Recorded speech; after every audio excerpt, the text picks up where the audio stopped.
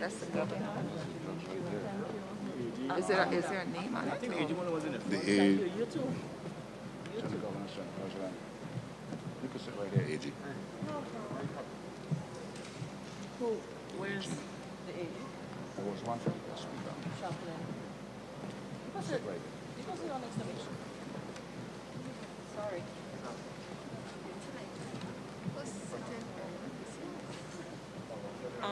I think the governor, lieutenant governor. Who's sitting at? Who's the commissioner?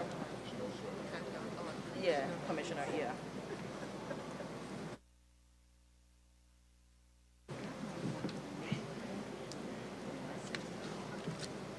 Tell about it. The judge at the end.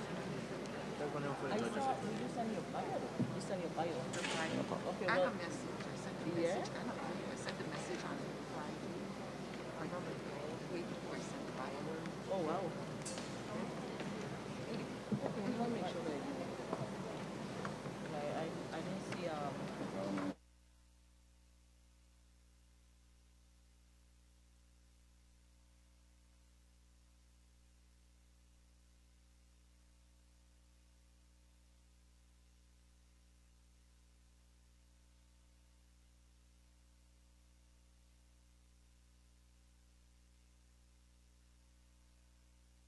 governor, lieutenant governor. Isn't the governor? Isn't the governor There's here a today? name. Yeah. Maybe she could use a seater then. Hmm? She could use a I seat. could. Well, who's the name? Lieutenant Governor? Lieutenant governor. Commissioner. Who is over there? The commissioner and the governor. Commissioner, governor, lieutenant governor. Okay.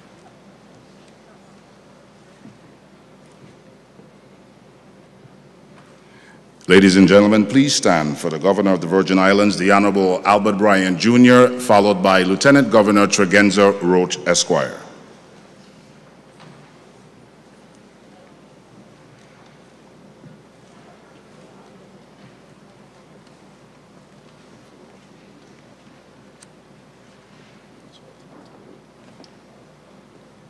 This was some kind of music playing.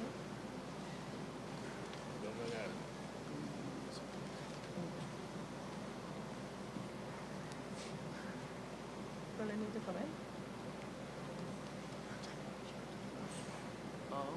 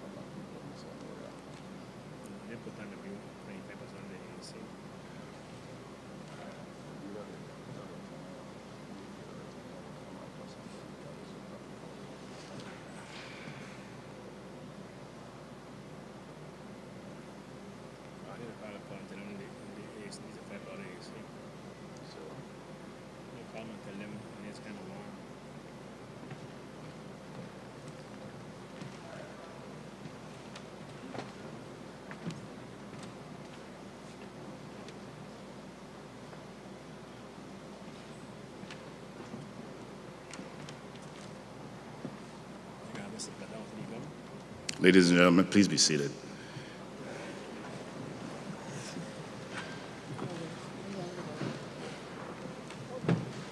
You declare upon them from the air conditioner. Oh my God.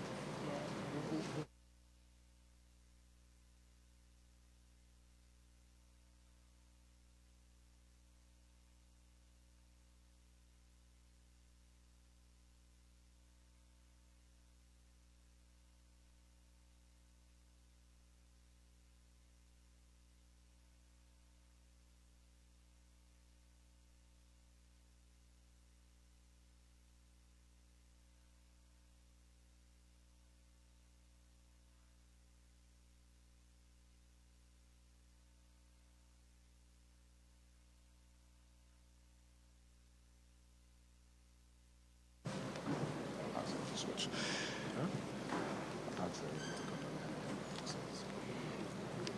No. What do go now? Say. Where you going? All right. Oh, okay. Ladies and gentlemen, please stand for the Honorable Albert Bryan Jr., Governor of the Virgin Islands, and Lieutenant Governor Tregenza Roach.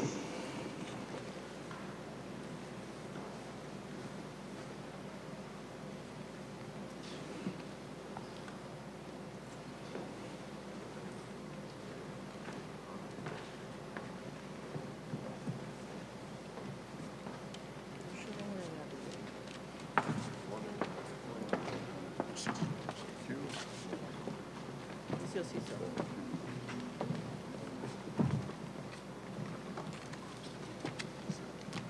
Please be seated.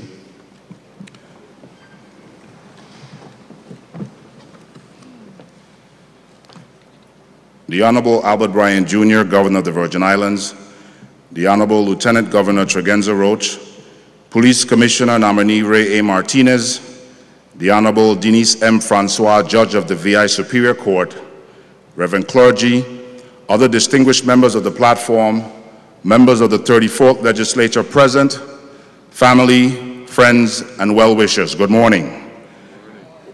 Welcome to the graduation ceremony of St. Thomas Peace Officer Recruit Class 2021-1 and St. Thomas Auxiliary Class 2021-1.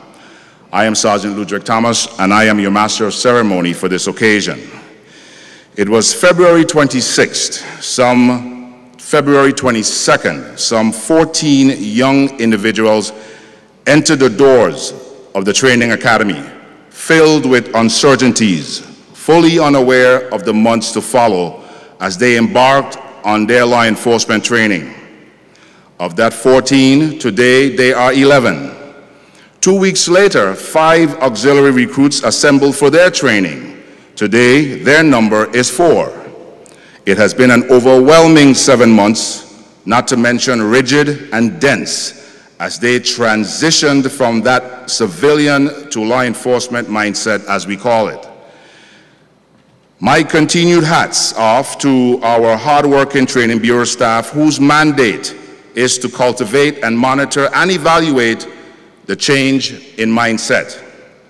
Governor Bryan, Commissioner nominee Martinez, ladies and gentlemen, the VIPD Training Bureau is proud to present the 15 newest members of the law enforcement family. Please stand as I present to you St. Thomas Peace Officer Recruit Training Class 2021-1 and Auxiliary Recruit Class 2021-1.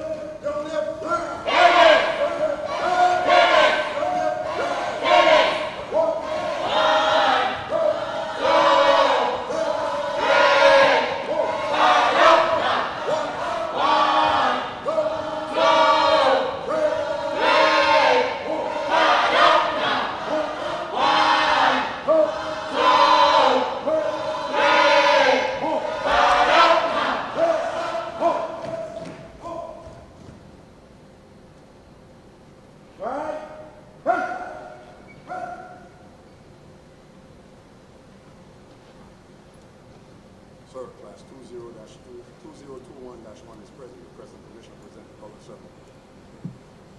Who's the caller? Post the card! Post the card!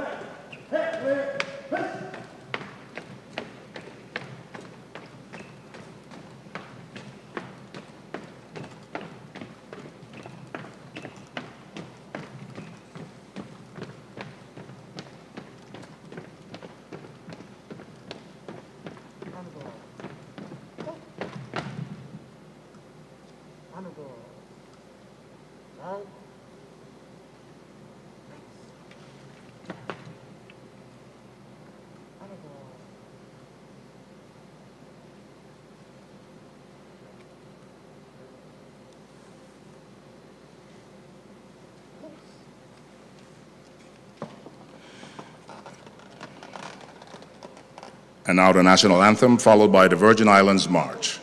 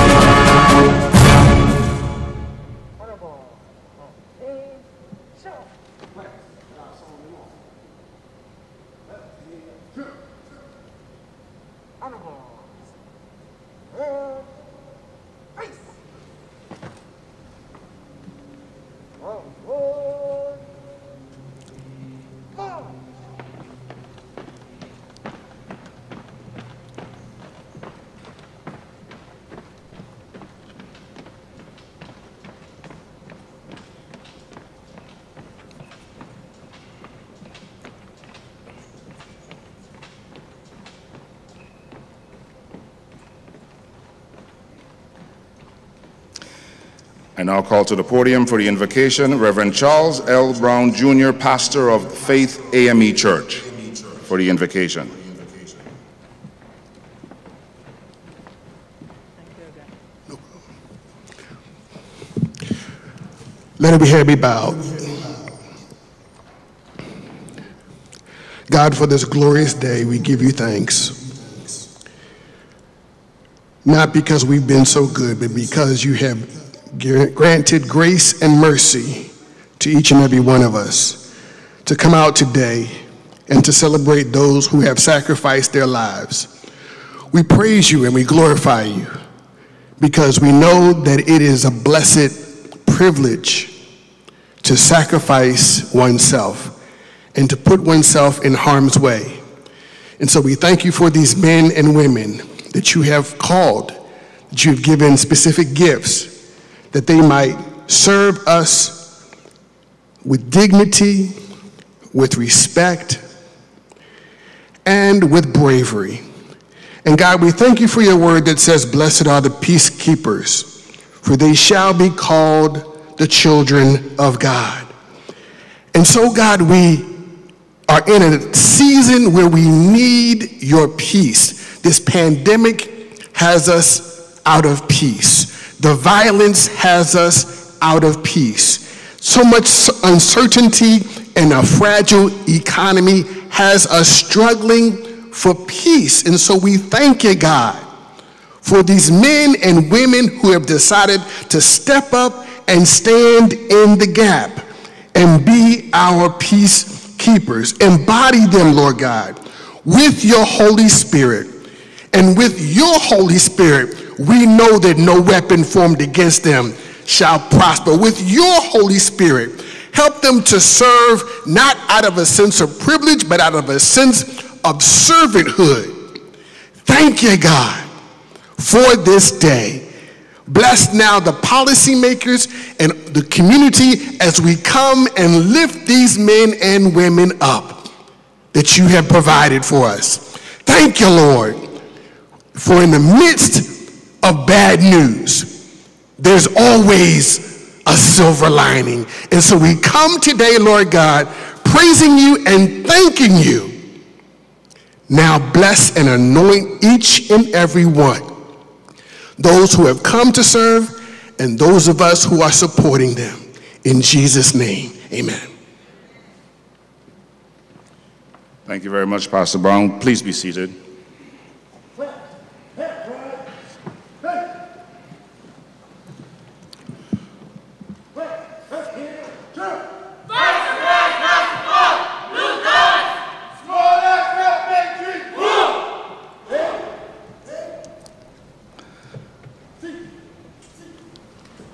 By way of introduction of our platform guest, I start to my right. In the back, we have Deputy Police Commissioner Jason K. Marsh. Next to him is Police Chief, our newly appointed Police Chief, Barrington Thomas Sr. Captain Maria Colon, the officer in charge of our training bureau. Next to her is our guest speaker for today, Attorney General Denise Counts. My mistake. Denise George. The Honorable Denise Francois, Judge of the Superior Court. Senate President Donna Fred Gregory of the 34th Legislature. To my far right, Assistant Police Commissioner Mario Brooks. Next to him is our Police Commissioner nominee, Ray Martinez. To my left, on my immediate left, Lieutenant Governor Tregenza Roach, and to my right, the Honorable Albert Bryan Jr., Governor of the Virgin Islands. In the audience, I see members of the 34th Legislature that are present. Please stand and be recognized. Thank you all for being here, and also members of the Governor's Cabinet that are present. I see our BOC Director. I see Director Carlton Dow of Port Authority. Thank you all for being here today. You know, this occasion culminates months of hard work. I told the recruits it's about them. Really and truly, it's about them. But in addition to our recruits, we have our families. They have families. Individuals who they went home to each night crying and belly aching and stuff like that, telling them they're not going to go back the next day and all that kind of stuff. And I know they had to have been, because there are always family members pushing them, guiding them, directing them to go back. I would like all the family members of our recruits to stand and be recognized, because without you, they may not have been here in these seats today. Thank you, and thank you all. To deliver the message on behalf of the Training Bureau, I now call on Cadre Derek Bugunu.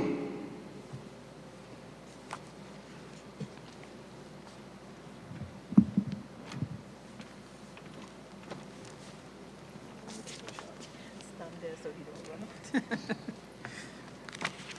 out. Come on, sir. Oh, God.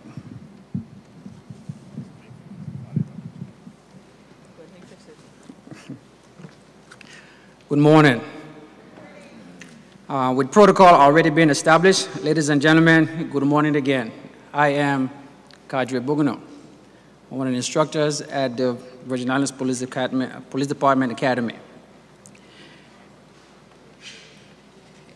It is with great pride we gather here today to celebrate and to present the class of 2021-1 to you and the community.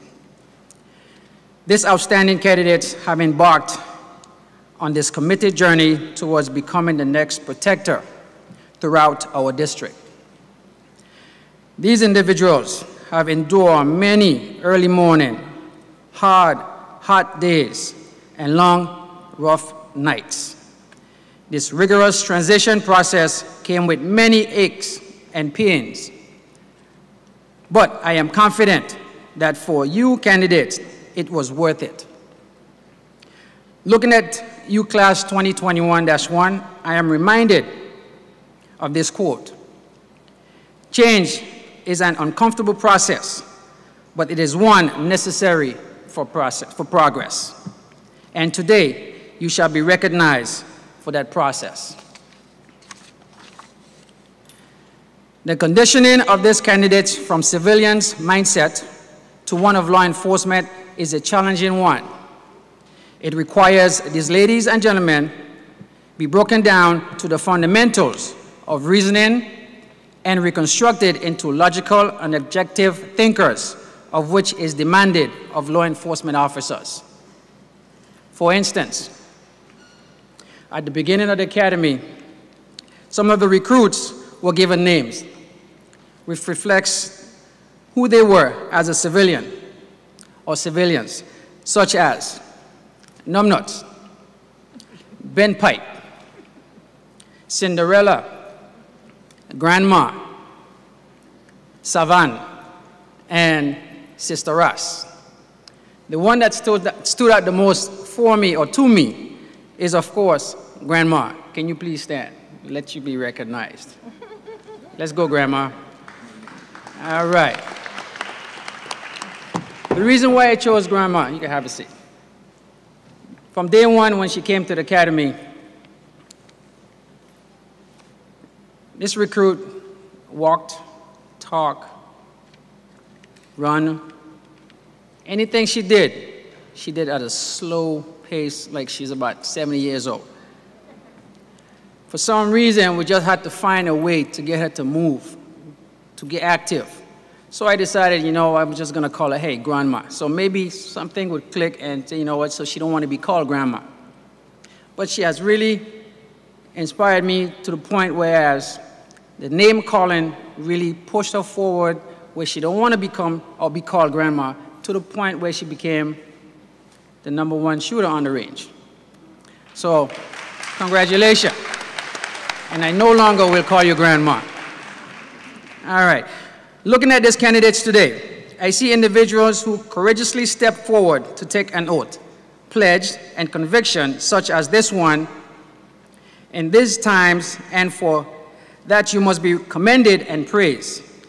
The path you have chosen is not an easy one, as with this job comes public scrutiny and judgment. It is a very trying task for both the candidates and the staff and administration. The task of preparing and making ready these candidates with all new mandates set forth by new case laws, new objectives, is also not an easy one. It requires much planning that comes with tiring nights, sleepless mornings, and as well as physical and mental workload and demands. It is the job of the staff and administration to see all these mandates are met and exceed while trying not to disrupt the delicate balance of family life and work. The same can be said about the recruits during the journey at this academy. They themselves must rise and meet the challenges of the criteria required to pass all aspects of this academy. The added emotional stress and strain of having to deal with the day-to-day stressors of life coupled with the strain of training is not an easy one. But at last, candidates, it was not in vain. Class of 2021, being here today means you have made it. Made it through muddy, wet mornings, painful afternoons, and tired, sore nights. You have made it through the long, hot hours and emotional battering and the mental transformation which brought you here today. I have seen and noted both the mental and physical changes in you. You yourself have experienced a physical change. Your bodies have endured and suffered all which deemed necessary to meet the calling of this community, and for that I say thank you. Thank you for stepping forward and willingly take on this great responsibility in our community. However, it would be remiss of me not to remind you that the gratitude and thanks of the community now comes with great expectation. And I quote, "To whom much be given, much must be expected." So officers, as you go out in the streets, remember, even more is expected of you and from you. Character is best described as doing what is right even when you think no one is looking. However, we now live in a time where everything is recorded. So I advise you as you go out into the streets to protect and serve our community, so with the utmost integrity, knowing that someone is always looking and recorded. Today I leave you with these words of advice and encouragement. Be strong and good courage, for courage is not the absence of fear, but going forward in the presence of fear. Be the hand that reaches out, the plunging depth to save the person who has given up all hope and feel like it is their end. Remember to smile and bring peace to chaos and to restore order. Be the strength of the weak, the defender of the helpless, and the voice of reasons and hopes. Be firm but fair, for we here not just for accused, but the accuser as well. Hasten not your judgment, but the reasonable and objective in your process. Remember, the badge does not make you better than anyone. It is just a symbol that says, I am here to help. As you were civilians before the badge, you will be a civilian after the badge. Remember not just your training in the academy, but your training in life, as we are all human and should be treated as such. Remember your family, the ones who carried the burden of your journey with you, and that unconditional love that comes with the bond of both the family and their friends. For some friends stick closer to us than family. And lastly, remember the thin line of blue. That line must never be crossed due to the temptation of life's hardship and trials, for nothing good comes easy. Always think of the people you will hurt and disappoint if that line is crossed or that trust is violated. Today, you cross another milestone where you now go from recruits to law enforcement officers. You have now reached the level of no longer being called recruits, but co-workers. And again, I am proud to see each of you who have preserved to transition to the same. Welcome to the new extended family of your brothers and sisters in blue. Thank you.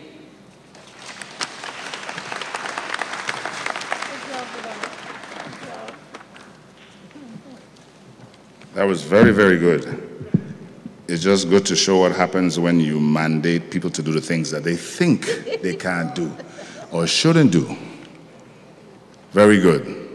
Well said. Cadre Derek Bougounou. To deliver the oath of office, I now call on the Honorable Denise Francois, Judge of the Superior Court of the Virgin Islands.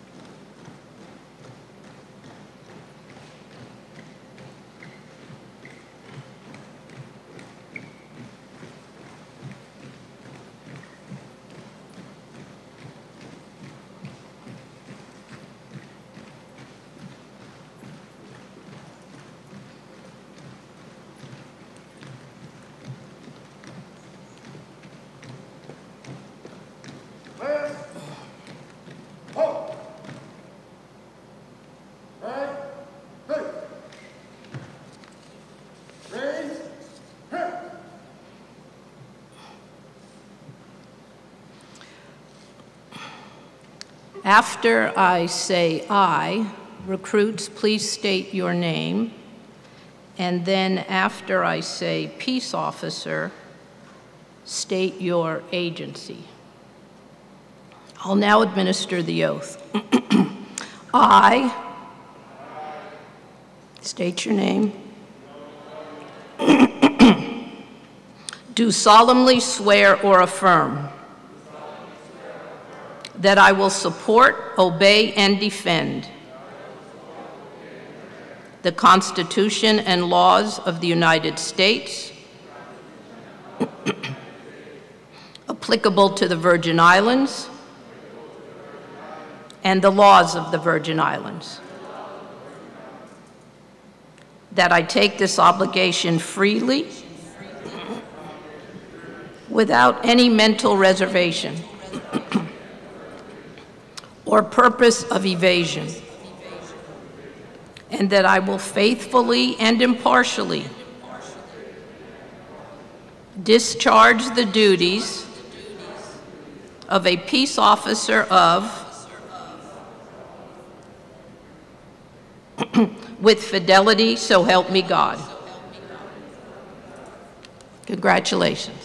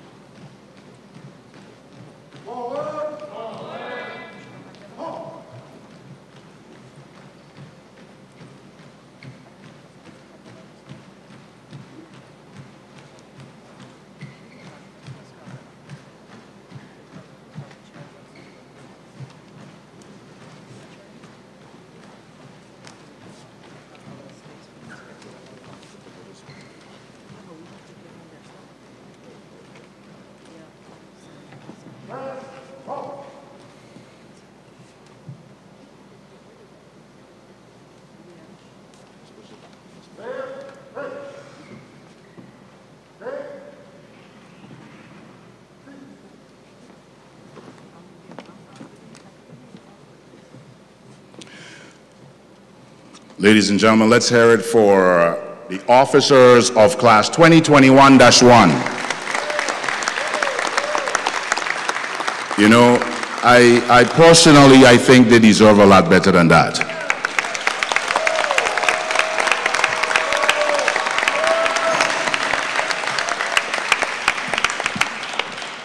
They have endured so much. At times, my heart grieved. But guess what?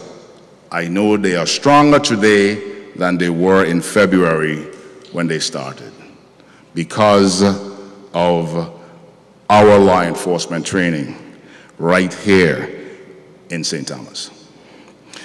For our certificates of completion, I call on our Police Commissioner nominee, I call on our Governor and our Lieutenant Governor to assist in this process. Yeah. Gentlemen.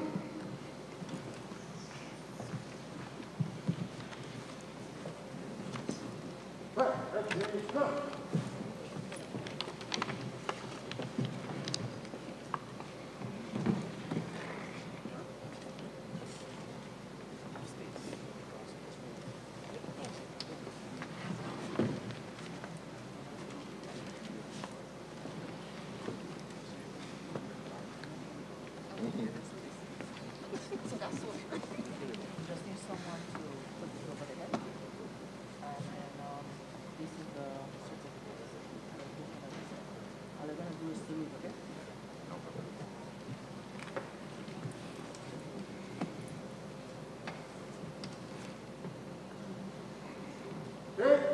No.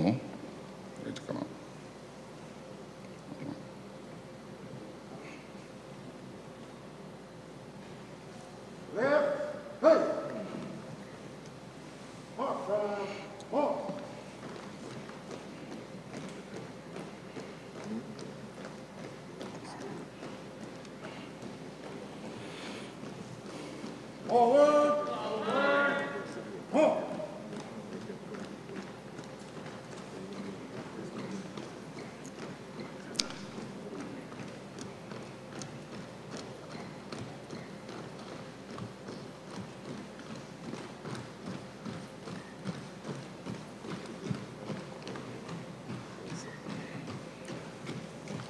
Angenique Lachiveau.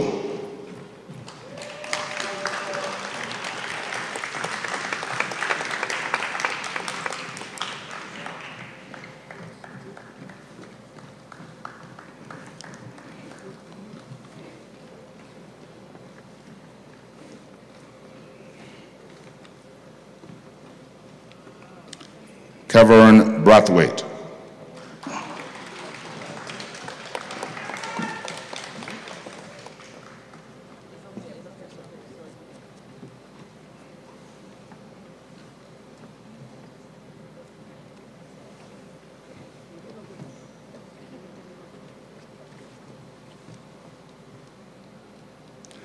Delvin Duggins.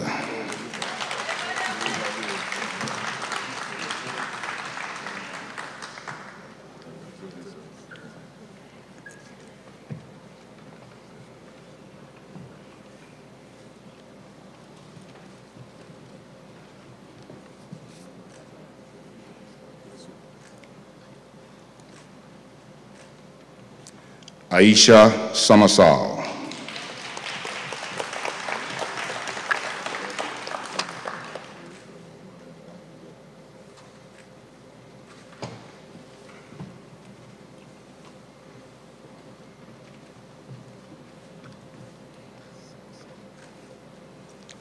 Joanne Stewart.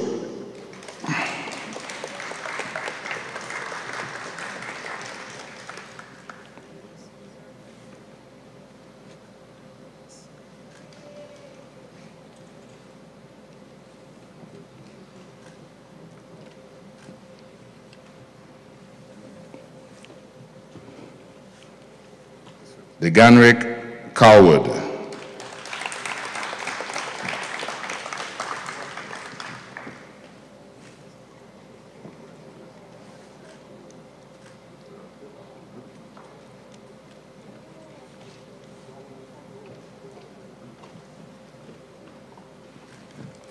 Abigail Eli.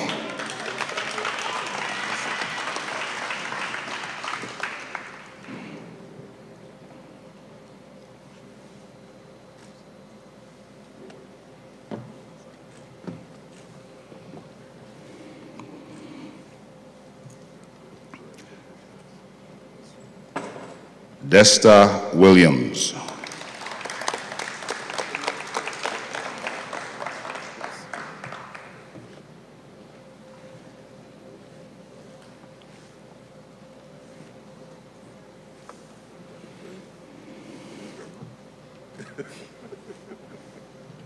Denisha Roberts.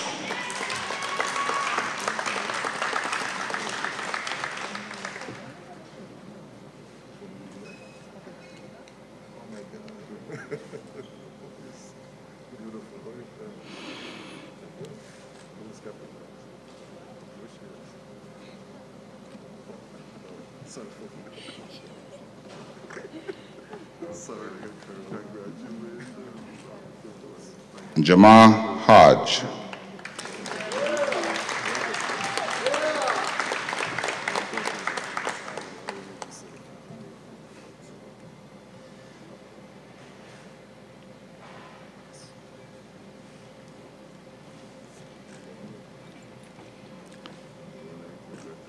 Tamisha Ryan Estevez.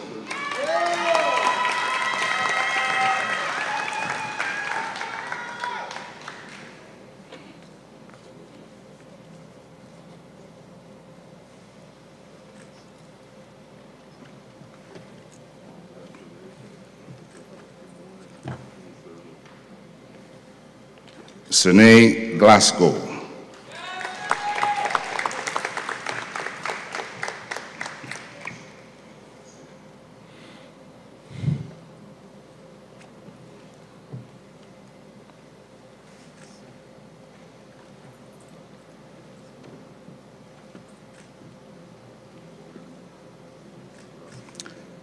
Kalisha Clark.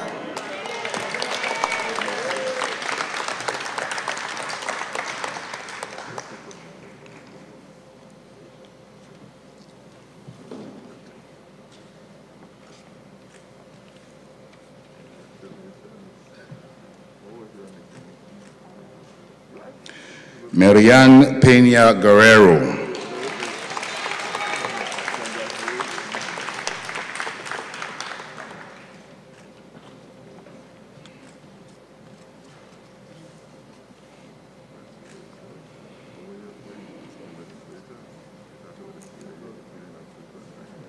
Antonio Christopher.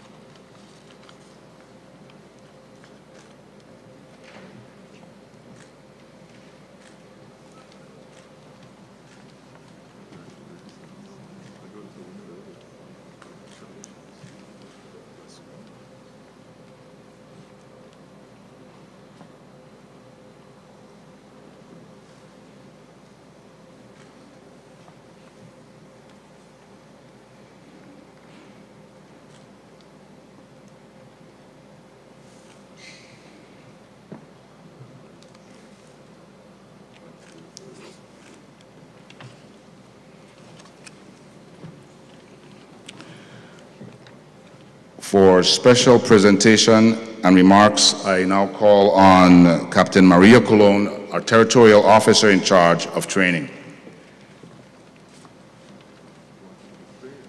Everybody go.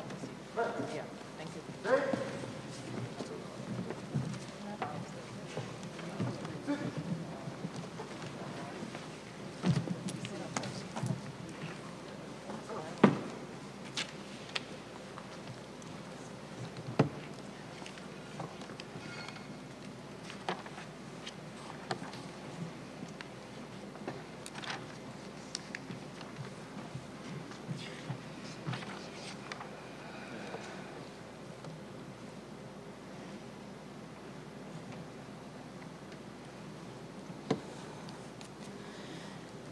Good morning, everyone.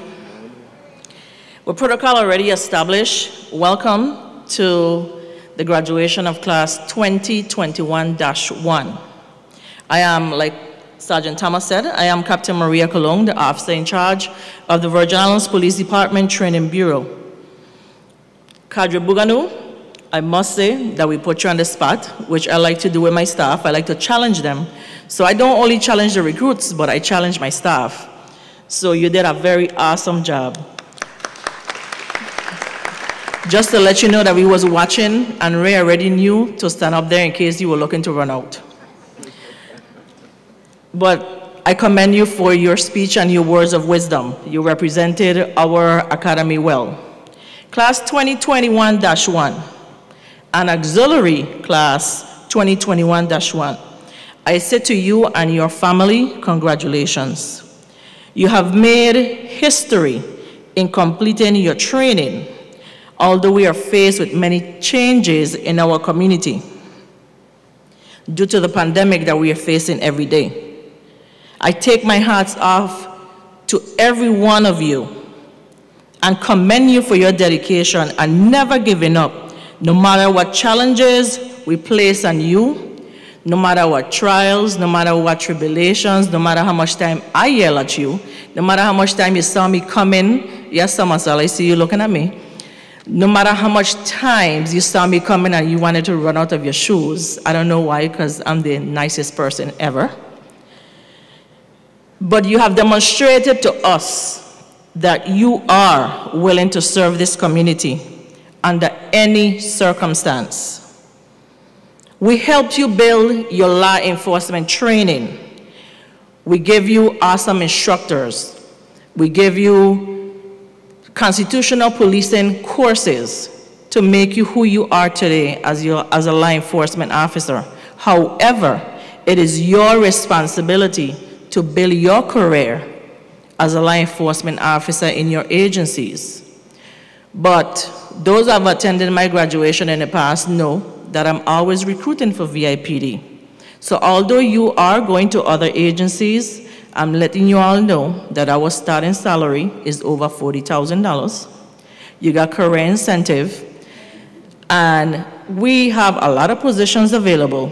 So if you want to come over to VIPD, sorry, other agencies, you're welcome to come. I'm like the mother hen of training, to be honest to everyone. I'm very protective of my recruits. I'm protective of my staff. I have the best staff who is second to none in the Virgin Islands Police Department territory-wide. And yes, Maria said that. I don't want to let them go. I don't want to let them go from our department, but I really like when they leave the training academy.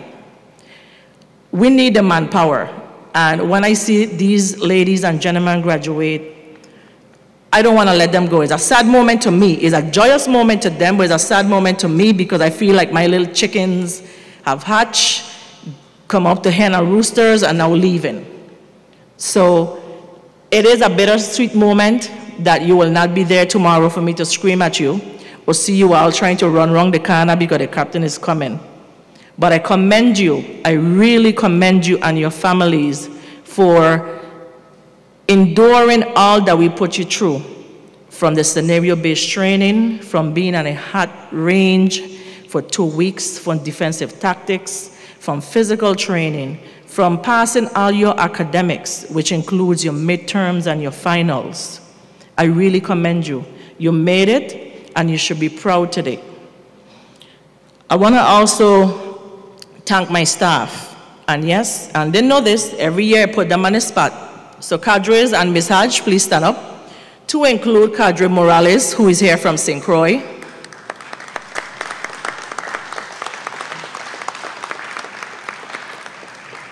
Where's Sergeant Thomas? Oh, okay.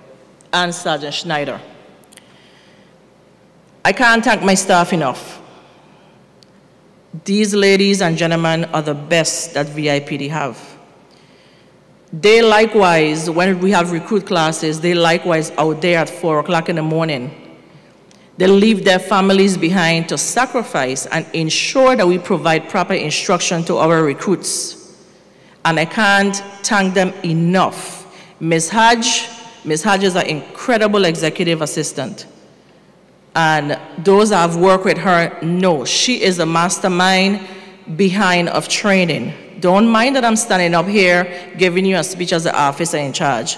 Whatever Judith tell me to do, I don't do it. That's just a secret that I'm letting everybody know. When she called me, I come. So Ms. Hodge, I'm grateful for you. Thank you for your expertise and your time. And this is a 35-year veteran in the police department. And she is still going strong. So I know she could give us like 20 more years. Okay, now, staff, y'all can have a seat. Thank you very much. I will be presenting the awards. Our awards consist of academics, firearms, and physical training.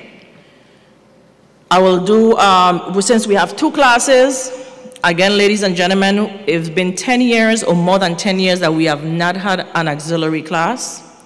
And I commend these 4 individuals for sticking it out. Although they come to training on a part-time basis, they're treated the same way as regular recruits. So I commend them for being here and taking the step forward to serve in our auxiliary unit. I'm gonna start with the regular class, and then I'm gonna do the auxiliary class awards.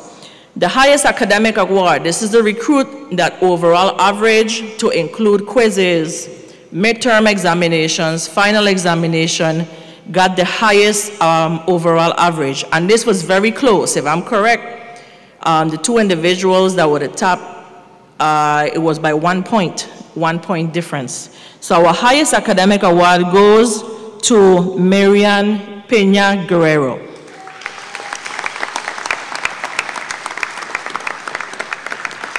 When I call your name, you can come up for your award.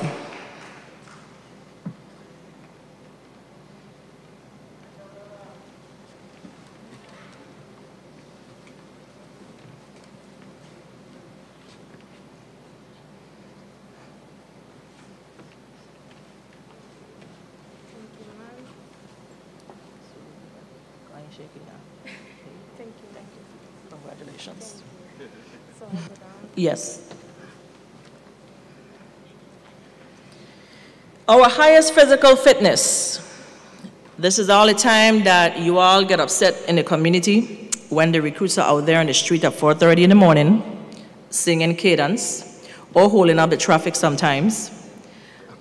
We do physical training at least 3 times a week at minimum, but they have other physical training activities during the day at the academy. Purpose of physical fitness is just not getting individuals in shape, but it helps with discipline. Discipline that if you are put in an adverse situation, you are not gonna get up. If you're doing a surveillance, you're gonna get up because you're tired of sitting down or tired of being on your knees, or you're just tired and you give away your position. So physical fitness also assists with this in the law enforcement training process. So your highest physical fitness award for female goes to Officer Desta Williams.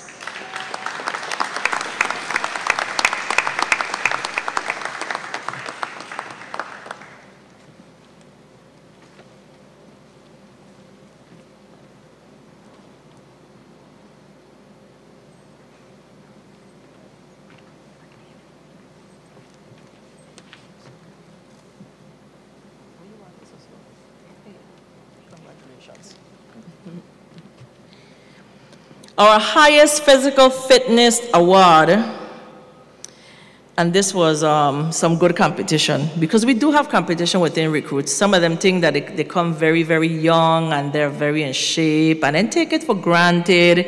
And probably when they do 65 push-ups, they stop there. But then you have the older ones that may be a little smarter and say, hey, he did 65, so he stopped at 65, so let me do 68. So that's the situation that we had, right, Calwood? So our highest fitness award goes to BOC Officer Jamar Hodge.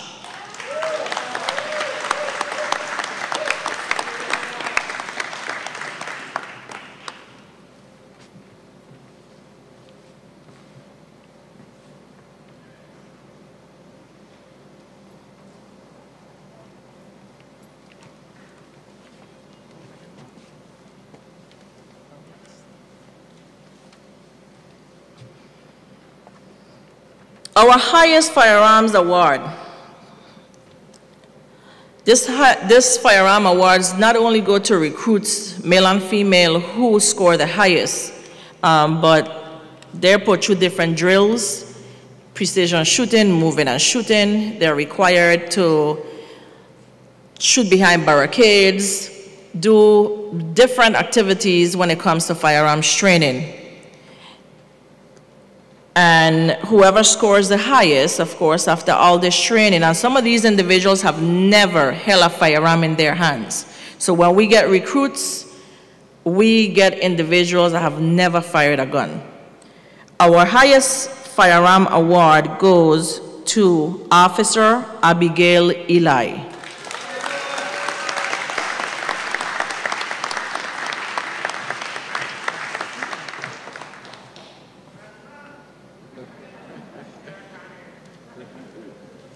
I wouldn't call her grandma no more. Good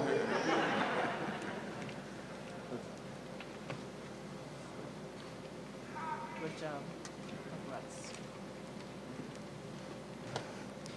Our highest firearm award goes to Officer DeGeneric Colwood.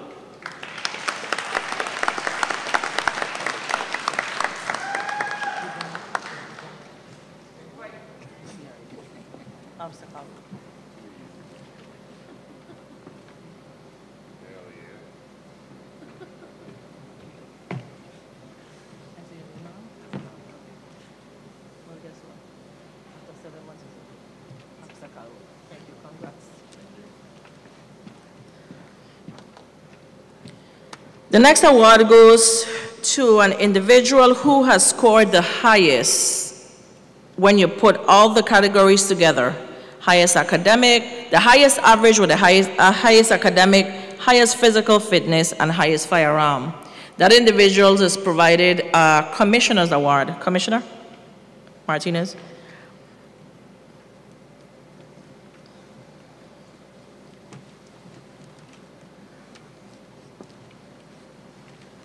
Okay, the individual with the highest average of all criterias goes to, I'm not gonna say your name wrong again, Calwood, so I'm just gonna call you Officer Calwood.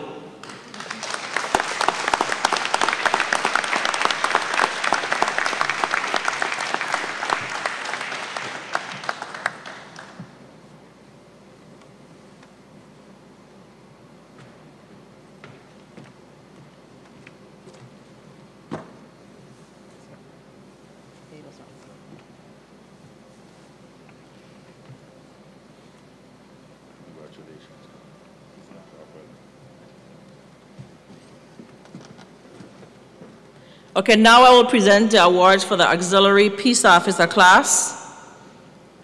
Again, these individuals, although their class time is shorter, they still endure all the wonderful stuff of the academy, which includes physical fitness, firearms training, and academics.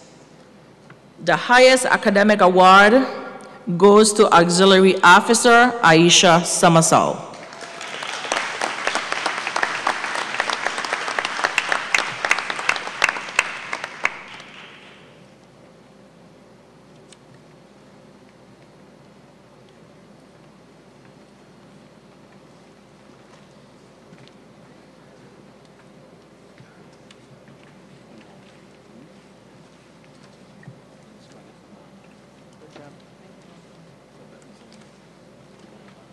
The highest physical fitness award goes to Auxiliary Officer, female, Joanne Stewart.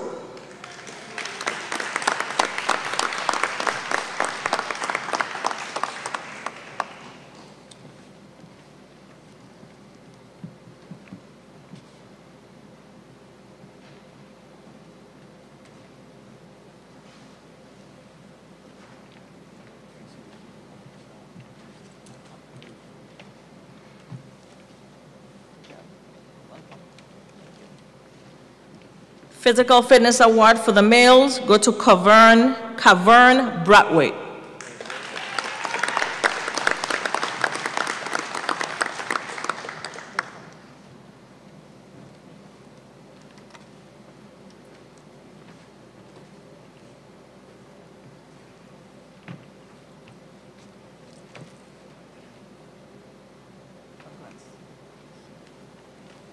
Now we have firearms, highest firearms award.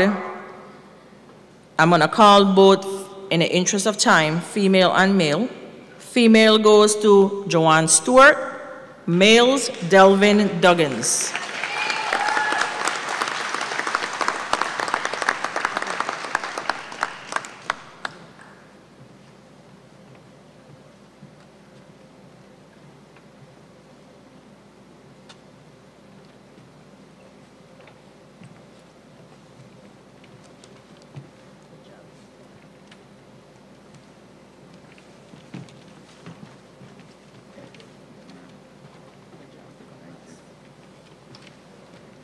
And just so everybody knows, Joanne Stewart never fired a gun in her life before coming to the academy. Although we believe that she used to be firing shots for New Year's Day with the way she shot, and she just didn't want to tell us. Or maybe using a slingshot, but she did an awesome job. Never fired a weapon in her life.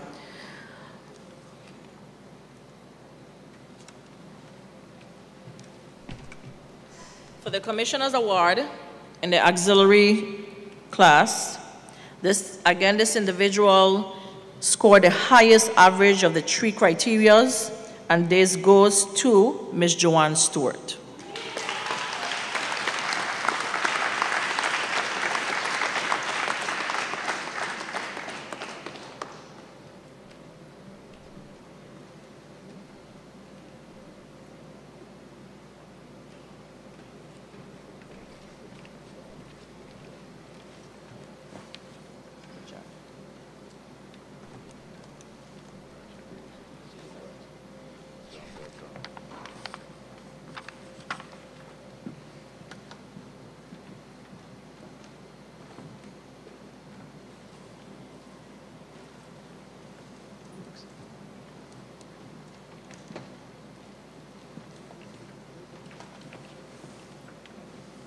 We have a few more certificates and plaques to give out, so please bear with us. And I know this is a little timely, but we recognize individuals who have excelled in the training and those who have assisted us in training.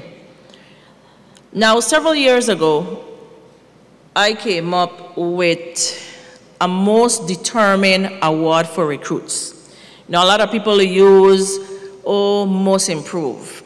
I don't think most improved is appropriate. I would say most determined is appropriate when it comes to the kind of training that we provide in the Virgin Islands Police Department Training Academy. The most determined recruit is an individual who came, as Officer Kadri Buganu said, it was kind of hard for him at the beginning to transition from that civilian life to law enforcement. Not only that, but we monitor the way you speak. We do public speaking classes. We do interpersonal communication. We look at your body language. We stick on you all the time, the way you should carry yourself, the way you should conduct yourself. And this recruit, for some odd reason, we just couldn't break him in just his mannerisms and the way he spoke. Now, it came to a point that we was very hard on him, like how Kadri Buganu said that we was hard on Grandma, Officer Eli. And you see where she is today.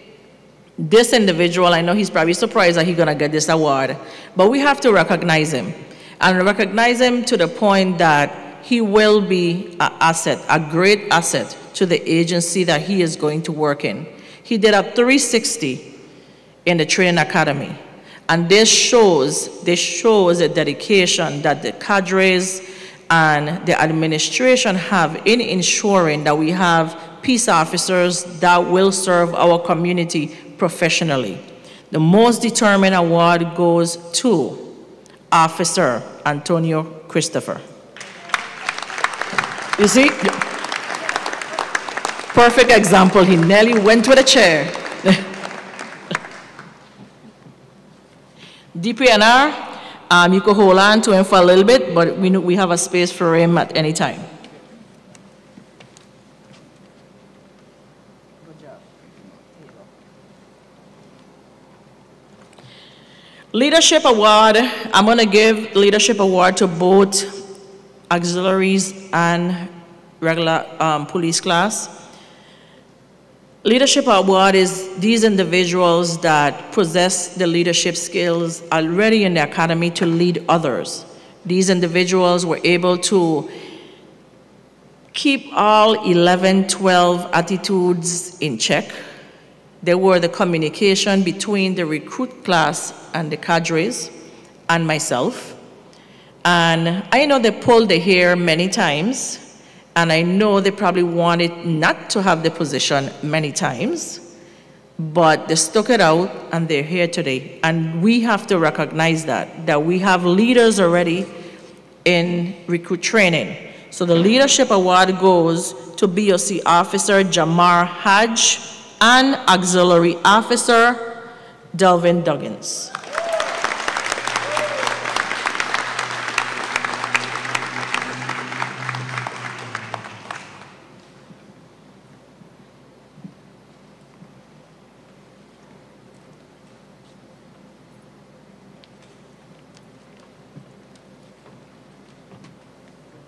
Thank you for your assistance.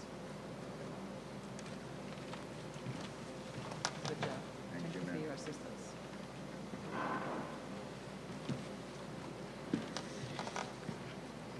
Okay, we're going to give some instructors some plaques. These are individuals who were dedicated, who, although they have regular assignments at any time we call them, they were able to assist with the training process. And ladies and gentlemen, POST has a very strict certification program. We are required to ensure that every peace officer fulfill all the hourly requirements of these courses. And is no shortcut, no taking away 2-3 hours. They are required to complete every hours that a course requires. And the training staff can't do it all. We can't teach every class. So therefore, many times we have instructors that work in the ranks of VIPD or the ranks of other peace officer agencies that assist us with instructions. And we have to recognize individuals that went above and beyond to assist us, even if we call them last minute, to try to change a schedule. Even we change the way we provided instruction by using Zoom training or Teams training because of the pandemic. They were there. And we are so graciously grateful for them.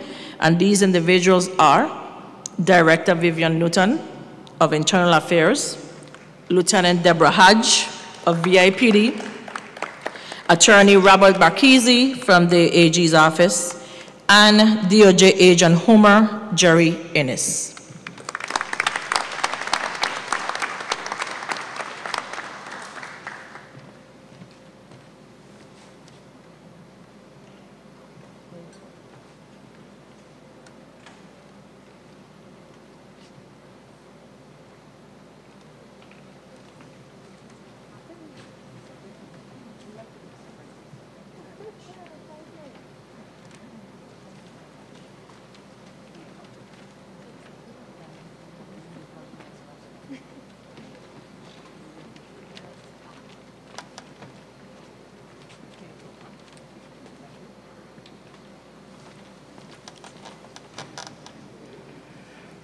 Before I call on the post director, I have one more special award to give.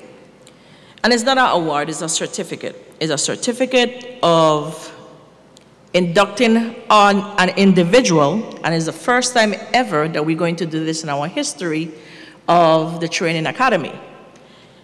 This individual retired from the police department many moons ago. I have to say moons, because I think it's probably more than 16 years. He served the Virgin Islands Police Department 34 years before he retired. And I'm not gonna tell you his age, because if you do the math, you can already guess that he carries an AARP card, and he's not afraid to show it to you. But I must say, we can't do enough for this individual. We had a luncheon for him over the weekend, the training staff got together. The commissioner was there, chief. And we did a luncheon for him to honor him as an individual who is selfless. He doesn't think about himself. He comes out and assists us with every training class that we have. He's out there 2 weeks in a hot sun. He does defensive tactics. He gives his expertise. And no matter how long ago he retired, he still comes and gives us a helping hand. He maintains his certifications because, trust me, he'll be calling me, don't forget I need to retire, I need to recertify for the OC, baton, taser, firearms. And I challenge any of the recruits, and they know this, that none of you all can shoot better than him, although he have retired many moons ago. He is a wealth of knowledge, and we can't express enough our gratitude. So we came up with the idea that since we spoke to his wife also, and we told him, hey, you know, this is his second home. We wanted to get her authorization. She agreed.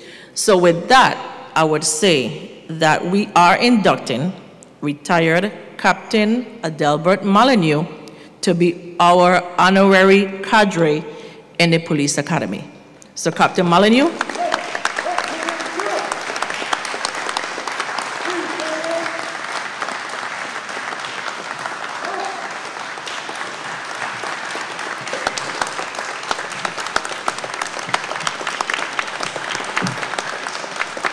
And it reads, the honorary training cadre membership. We, the undersigned, hereby proudly present this honorary training cadre membership to retired Captain Adelbert Molyneux in appreciation for your loyalty, devotion, and excellent contribution to the years as an instructor at the Police Training Academy. This official and active honorary membership is given with all privileges granted as a training cadre, signed by myself and Commissioner Ray Martinez. And he thought that we had catch him Saturday. He didn't know about this one here, so surprise again, Captain.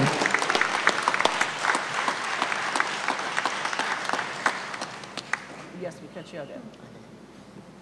Here you go, sir. Well deserving. Well deserving. You always are wrong last time. We know we vaccinated, so we good. No. Yes, sir. The governor here, he can't do it. This is something here. Go ahead. I would like to thank everyone for giving me the opportunity to still serve. I may be retired, but I'm not expired. Thank you.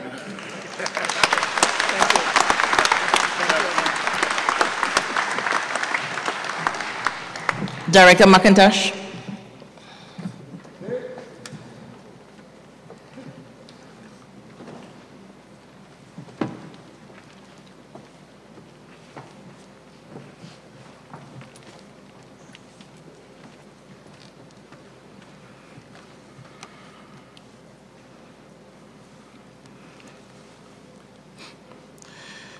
Good morning.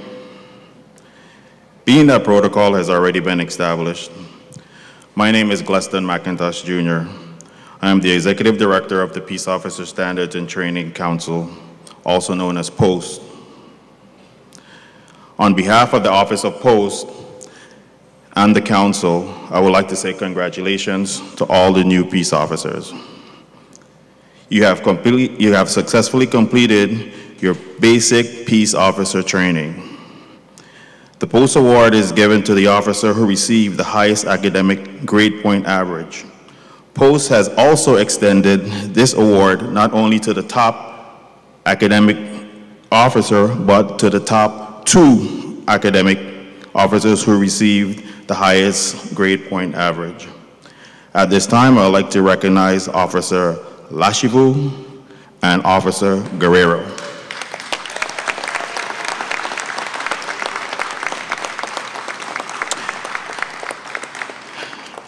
As they come to the stage, I'll just like to read what the letter says. It says, on behalf of the Peace Officer Standards and Training Council, I would like to recognize your accomplishments by awarding you with the continued education and training opportunity that will further and enhance your law enforcement career. Upon successful completion of your probationary period, the Office of Post will select an off-island training that will benefit your growth as a peace officer. And once again, I would like to recommend and say thank you for a job well done.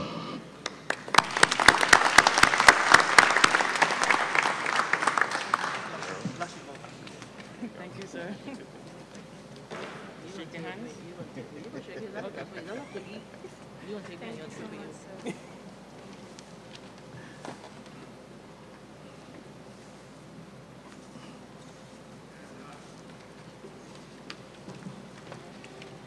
In closing, Class 2021-1, I'd like to say that you are ready to hit the streets, like we say in VIPD.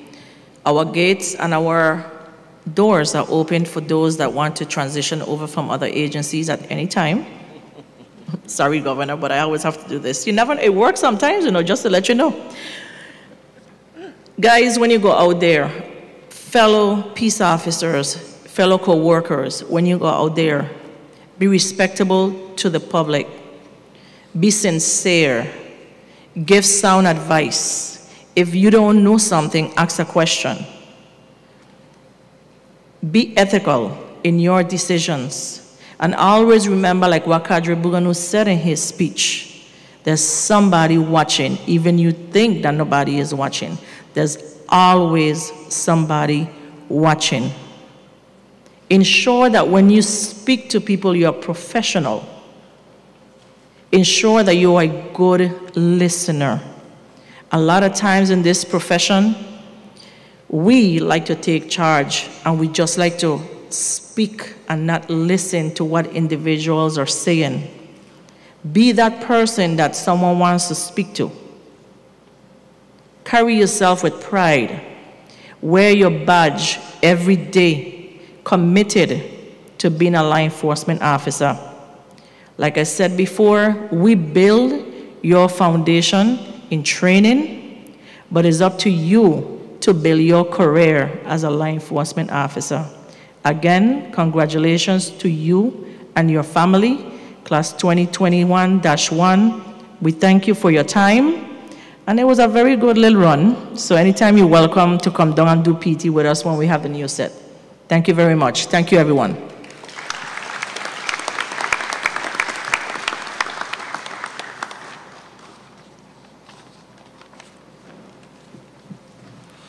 Thank you very much.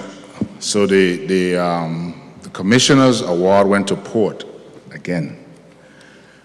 I just want to say, the captain always mentions the salary, 40,000 plus. Chief Wilkes couldn't wait to come here this morning to tell me that they have us by $1,000 now, so they're up to 41, which means that we have to go back to the table to fix that in order to...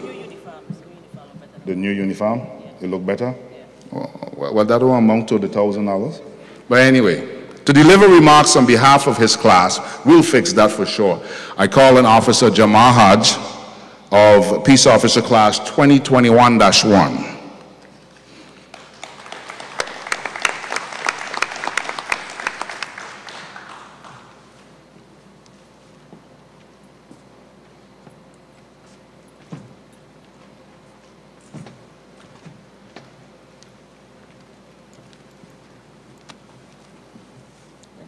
All right. Morning.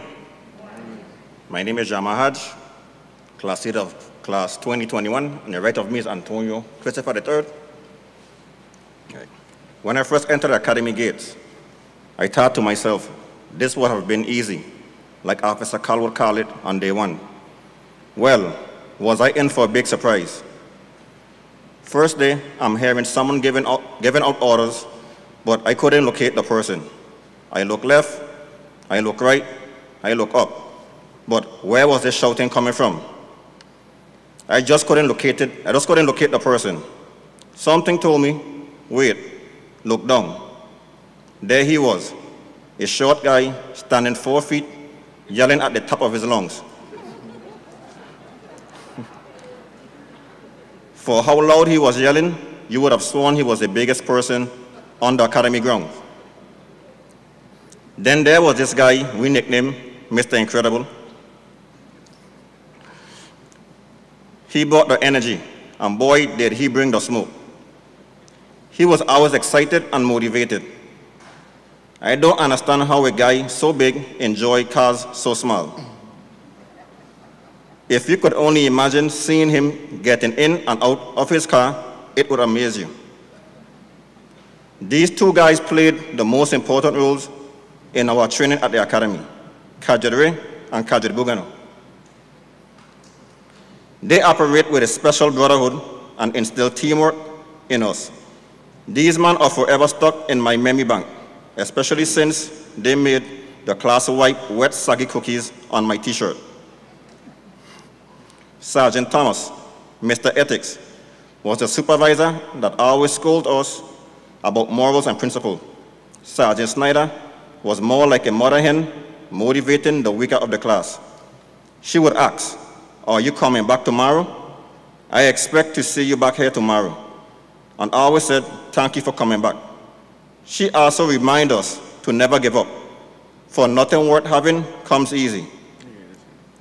Sergeant Taylor, for his famous saying, "Mr.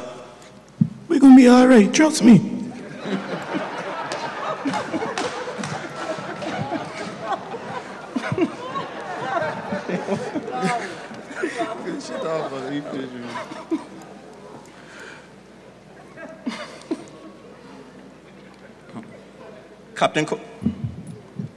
Captain Cologne, whenever she's on academy ground, she will keep us on our P's and Q's. We thank you for that.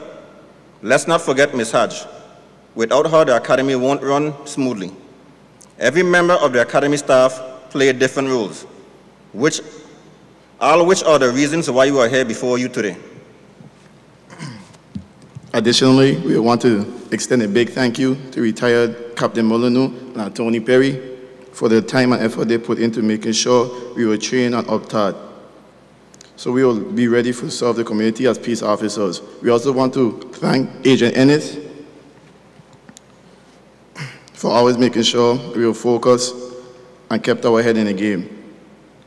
We met many new faces in this academy and many different personalities. Nonetheless, I don't think I could find a better group to call my brothers and sisters in arms. Even though we are all from different agencies, we all came together and understand that one hand can't clap without the other, and that we needed each other to make it to the end. One team, one fight. I wish all my classmates, well, my brothers and sisters, the best on this new journey. We are the new faces of law enforcement. We refuse to let the territory down because we are trained by the hardcore and motivated by the positive leaders. Thank you.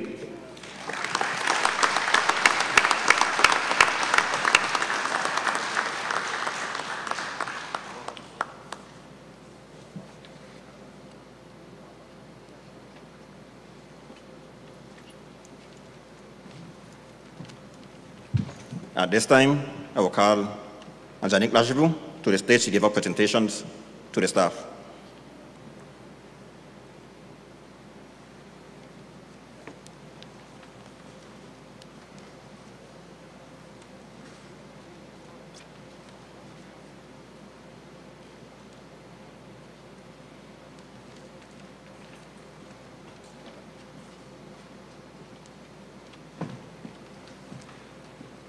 Those presentations will be made after the ceremony. There is a special presentation from the governor's office to be made. Could do that after? Okay, very well. I now call on class leader Delvin Duggins to give his remarks.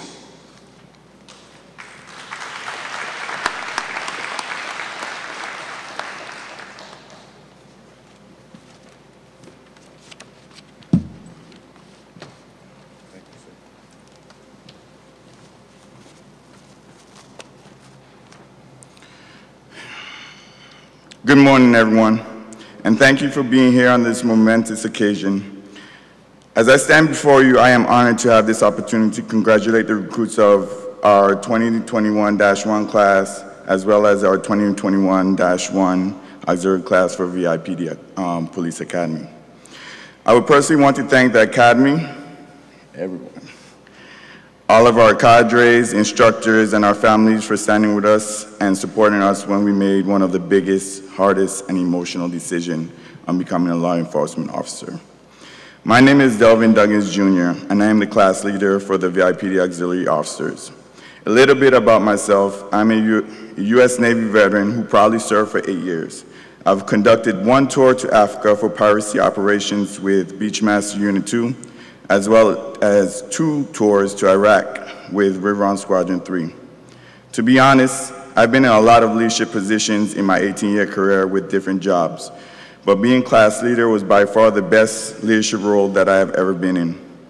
I know it sounds like a cliche, however I can explain. Although I had a little bit of an advantage with military training, I watched and helped 3 individuals with no experience gain the knowledge and the know-how to properly execute one of the most dangerous public service jobs a person can volunteer for. I could have never said the road was easy because we all know St. Thomas is pothole city, but this auxiliary team pulled together to overcome each obstacle that was in their way, and they did it together. No one left behind, and we always worked together to get through our hurts, our fears, our obstacles, and our punishments. Our gripes and complaints were handled as a team. We discussed, fixed, and continued to move forward. If you still don't believe me, this is from Officer Somersault. And I quote, "The police academy has truly been life-changing. It has shown me that anything is possible once I put my mind to it. I literally heard that my entire life and never truly understood what that meant until it came to conquering my fears when I had no choice but to do what needed to be done. I sincerely thank those at the VIPD Police Academy for pushing me, tearing me down, and building me up. I know for sure I wouldn't have been able to get through it without them. I also want to thank my Small Axe team who showed me that as small as a unit we were, there was no task unattainable." Or what about from Officer Stewart, who stated, and I quote, "Wow, I didn't expect it to be easy, but for sure I didn't expect it to be this hard. Reality really set in midway, but closer to the end, with a faster pace, more intense training, really helped show your strengths and weakness. At times, I really questioned myself, am I really ready to do this? Is this really what I want? But with the teamwork we had and the proper guidance from the cadres and instructors, I learned that it is okay to have fears, but it's better to learn how to fight through them. Whatever you're weak on, you strive to build on. Never let nothing hold you back. I feel like we grew into a family. No, we are a family, and I will always be there for my brothers and sisters. We didn't cross that finish line individually, we did it together." Or maybe how about Officer Bratwitt, who stated, the academy I felt pushed me to my limits and then beyond. It is crazy, but the pressure that they put on you is like no other. I've been through. I feel the experience helped me to grow as a person, father, friend, son. I learned how to deal with problems and situations way differently than how I would normally handle it.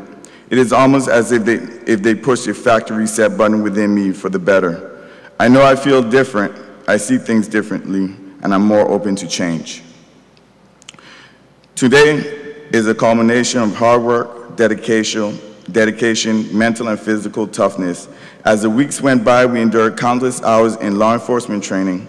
We applied these newly learned skills in practical scenarios and role-playing.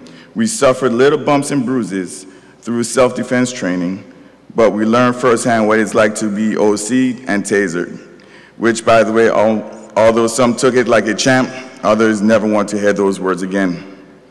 We did defensive driving, and my absolute favorite, headed down to the firing range. I know the past 6 months of training that we have received were intense and grueling, but it was almost worth it for this moment. As we prepare for the road ahead, we now have the responsibility to ourselves, our department, and our community to serve and protect. Thank you.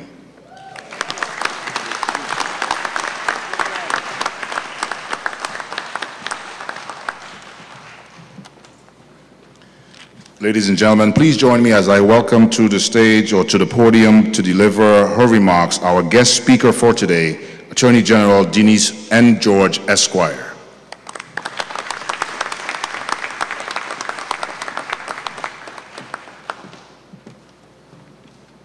Good afternoon, Honorable Governor Albert Bryan Jr., Honorable Lieutenant Governor Tregenza Roach, Honorable Judge Denise Francois, Senate President Donna Fred Gregory, and other members of the 34th Legislature, Police Commissioner nominee Ray Martinez, and other members of the Virgin Islands Police Department, and those of you listening and viewing, and especially a very special good afternoon to Peace Officer Recruit Training Class 2021-1 and their proud family and friends.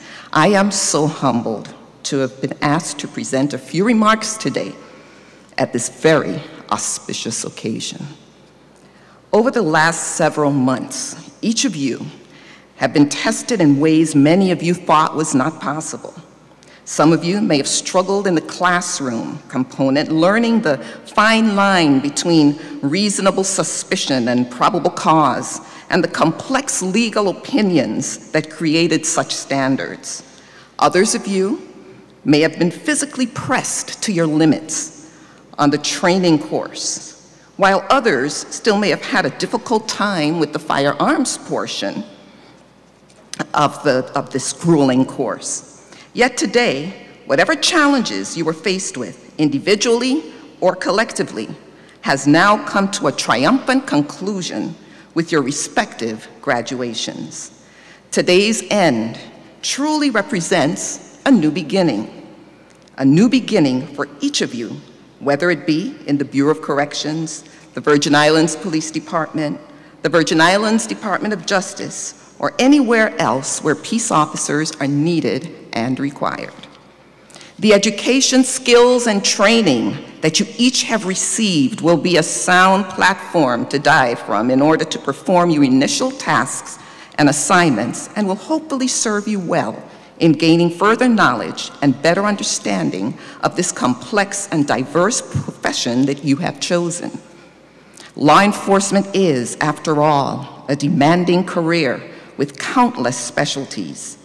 It is essential to maintaining a civil society.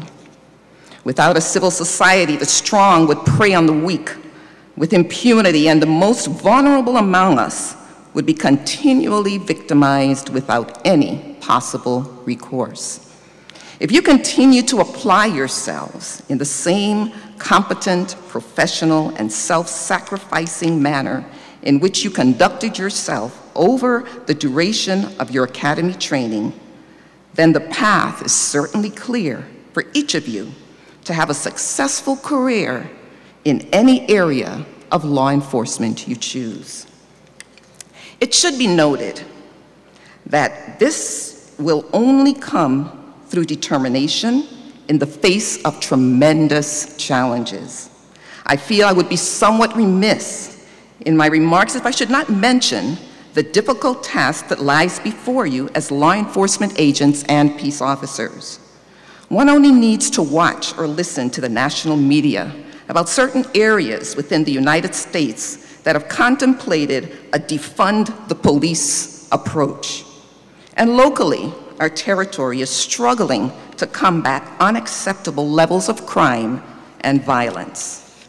To the first, I would simply say this: as a chief law enforcement officer of this territory who works closely with Governor Bryan and other cabinet members, such as Police Commissioner Designee Martinez, Director Testemark of the Bureau of Corrections, Commissioner Oriol of DPNR, as well as the Executive Director Carlton Dow of the Virgin Islands Port Authority, of which I serve on the board.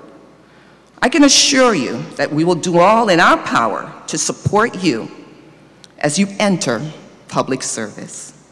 Further, I believe that the members of the legislature of the Virgin Islands also stand ready to commit resources and other tools necessary for you to perform the many duties in enforcing our laws and protecting the citizens of this territory. We will have your backs so long as you have the backs of each and every law-abiding citizen of this territory. As to the second, regarding crime in this jurisdiction, I'm asking that each of you further pledge an unwavering commitment to do all in your power to preserve the public peace and protect those under your watch. It takes courage to serve, to protect, to keep our community safe, and to maintain law and order in your specific areas of responsibility. As peace officers, you will likely come face to face with the criminal element as a part of your job in situations which your own life is in jeopardy. You will be tested and challenged, but with the reward of making a difference. To that I pray for your safety, and may the Lord grant you wisdom as you uphold the law and stand for justice. Your honesty and integrity are of utmost importance. This is your opportunity to build trust in members of our community. As peace officers, a part of your mission is to ensure that those individuals who you meet that may be crime victims will walk away from the experience having faith in our system of government and our system of justice. For many members of the general public, your interaction with them will be their first experience with law enforcement, peace officers in general, and the justice system. This interaction will invariably set the tone for future encounters they may have with you and your colleagues.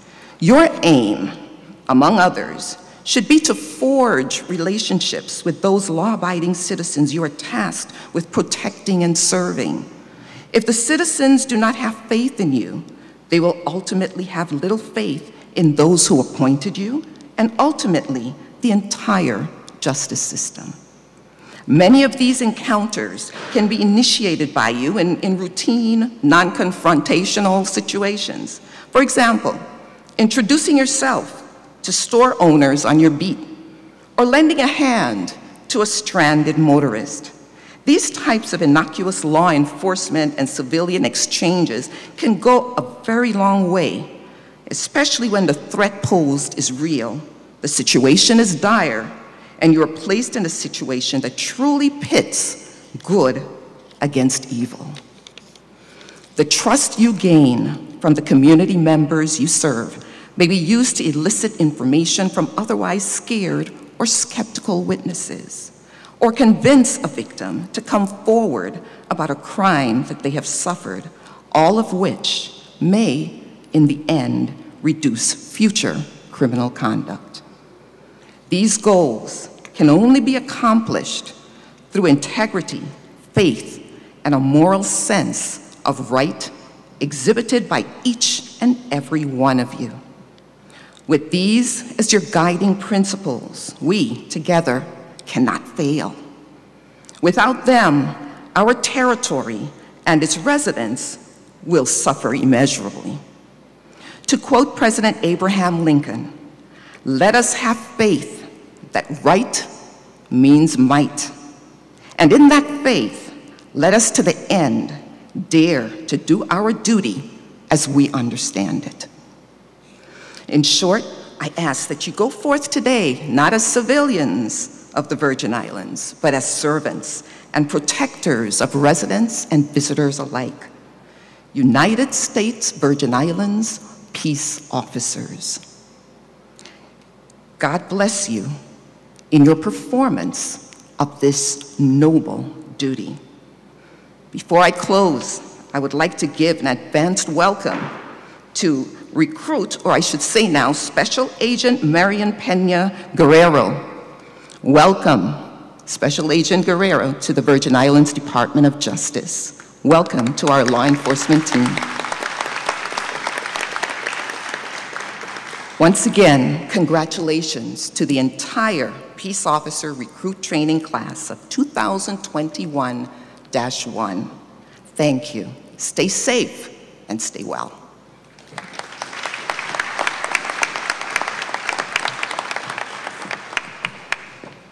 Such a profound declaration from our Chief Law Enforcement Officer in the territory of the Virgin Islands. Attorney General, thank you very much for those remarks. I now call to give his remarks our esteemed Police Commissioner nominee, Mr. Ray Martinez.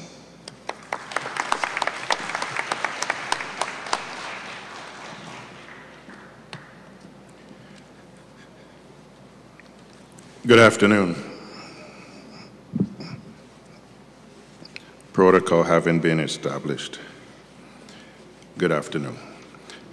More importantly, good afternoon to the officers of St. Thomas Peace Officer Recruit Training Class 2021-1 and Auxiliary Recruit Training Class 2021-1. I've spoken as a guest speaker at many ceremonies. As you can imagine, those opportunities have all added to my storied career. However, speaking to you today as a police commissioner nominee gives new meaning. I have the opportunity to speak today with the individual who I served under while he was police commissioner, and I served under utilizing the most positions that I had: Director of Internal Affairs, Director of Intel, Internal Affairs, Acting Deputy Police Commissioner, Special Assistant to the Commissioner. And I say those things so that the class before us, the officers before us, understand that you never know where the positions you hold and where the experience will lead. And I'd like to take this time and this opportunity to thank then Police Commissioner Novell Francis Jr., now Senator Novell Jr., for the courage to place me in the positions that you did. For those placements have me before this audience today. Thank you, Senator.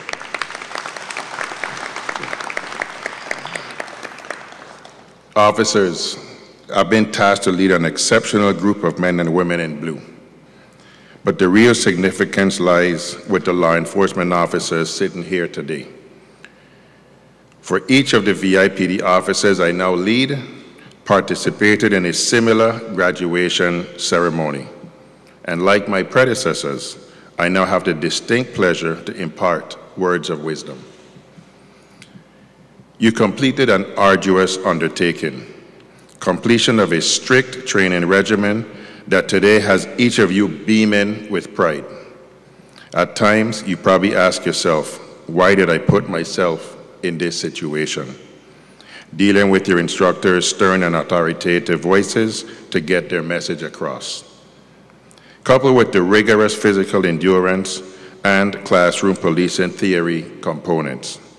At times, you probably thought the instructors were being personal and nitpicking at things. But I'm certain you now understand the instructors were doing their jobs in preparing you for this day and the days to come, when you're fulfilling your duties. Nothing should have been taken personal. After all, the VIPD Training Academy was not running a daycare or a babysitting service. The curriculum is devised to be physically and emotionally taxing. The more you sweat when training, the less you bleed on the street. Do not allow your training and conditioning to lapse. Continue to put in the hard work now that the door has been fully opened to you. Take the time, look to your left, look to your right, to the front and back. You have made it. The question now remains, what are you going to do with this opportunity? So let me ask, do you think you're going to encounter daunting tasks? Yes. Is the job going to frustrate you? Definitely. Will you have disagreements with your colleagues and supervisors? Absolutely. Are you going to question your decisions? Without a doubt. But understand this. Sometime during your career, you will save a life, or many lives for that matter, by putting your own on the line without thinking twice, because this is what you've been called to do. As law enforcement officers, you are expected to respond to those crises that encompass the very worst moments in the lives of citizens. And yet, you will react with the utmost professionalism, as that is what your mission entails. So much of what you will do exceeds the boundaries of what involves the enforcement of law, but nevertheless, very much an unequivocal aspect of the duties of a law enforcement officer. The salient point to be made here is that as a law enforcement officer, you will, at some time, or time and time again, be called upon to do the unthinkable. Though you probably will never see yourselves as such, you will be looked upon as shining stars as you perform deeds that few will ever understand, appreciate, or even be able to perform themselves. Serve your agency and your community with all the pride you can muster, and recognize that so many facets of your commitment to the law enforcement profession calls for being the wonderful sons and daughters and family members and friends within the community you serve. Thus, it is imperative you strike a work-life balance. Work-life balance, if you look it up on one of the various search engines, is defined as the harmony between personal and professional activities related to an individual's job and presence at home, without fear of contradiction. Lack of an adequate work-life balance can make or break you, and if absent, it will, because you are human. I am always reading, exploring more modern ways to increase my policing knowledge, and trust me, I have read an inordinate amount of information on this topic, met with and spoke in dialogue with some of the nation's elite criminologists and law enforcement officials, and they all harp on the importance of establishing an acceptable work-life balance. Dr. Katie Platoni, a clinical psychologist, said it best: never overlook or take for granted your own family in the equation of what it is that you do in the line of duty. Most importantly, never fail to remember that your families, which many times includes the brotherhood and sisterhood of your fellow law enforcement officers, will be and will remain your greatest assets of all. They will be there through the best of times and the worst of times. Treat them as the gems they are, as there will surely be bad times and even terrible times ahead. Seek solace and respite from them. As such, connectedness is the best prescription for the psyche and for that which may become a plague upon the soul. In short, do not carry the burdens of the job like weights on your feet and shoulders. Seek support, whether from a family member, peers, or those professionals entrusted with assisting us in finding our way when lost. Always remember, those burdens packed in your lockers, swept under the rug, or stuffed in the trunk of your patrol cars will eventually return to haunt and eat away at your spirit from the inside out.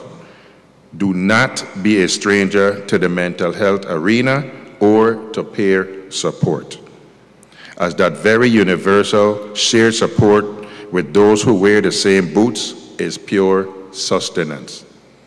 If you need help, ask for the help. Officers of St. Thomas Peace Officer Recruit Training Class 2021-1 and Auxiliary Recruit Training Class 2021-1. This is your day to shine. Do not tarnish what you have accomplished by losing sight of who you are when you don your uniforms. What you have chosen to do is a mission, a calling, no less, as guardians of the public's safety. Do not take the task inherent with this noble and distinguished undertaking lightly. Every day of your life in uniform, you will be referred to as a law enforcement officer. though likely only a small portion of what you will be doing on the job is enforcing the law. I ask, if you hear or remember nothing that I say today, is that you go back to several weeks ago when I spoke to your class and I asked you what was the most important tool that you take to the work, to the job on a daily basis. What was that? The what? Your brain, correct? The most important tool in your toolbox. Do not ever leave it at home. Congratulations, cherish this day. Be alert, stay safe, respect yourself and the badge you carry. The minute you lose sight of that, life changes.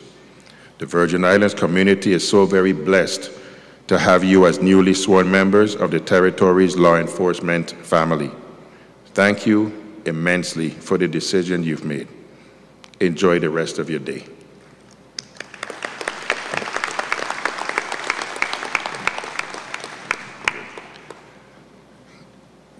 Kindly stand and join me in welcoming the Honorable Albert Bryan Jr. for his remarks.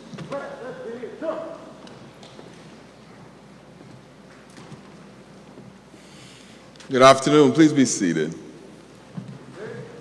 You know what? Good afternoon, Lieutenant Governor Roach. Good afternoon, Commissioner, Senators. Good afternoon, Senate President Donna Fred Gregory, Judge Francois. Good afternoon, Pastor Brown. You know, it's such a somber occasion. It's supposed to be a celebration, ain't it? Yeah, and I was sitting there, I think a lot. Anybody who knows me, I think a lot. And I was thinking, I'm going to talk as long as they didn't clap when I get up. So if they clap soft, I'm going to talk long because I know they're hungry. But if they clap loud, then I'll be talk short. So you want me to get up again? That's what I thought.